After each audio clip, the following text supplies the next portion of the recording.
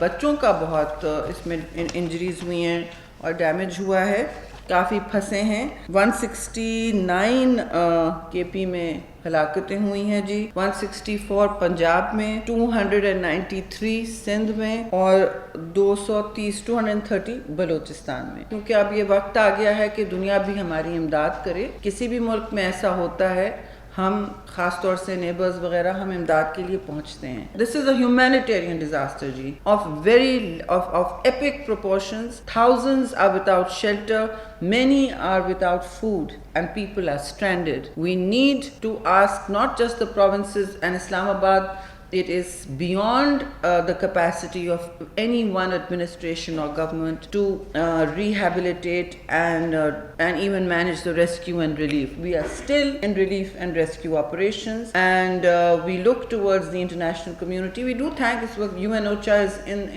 NDMA right now helping with needs assessment, but we need all the help we can get because this is about people, not about anything else.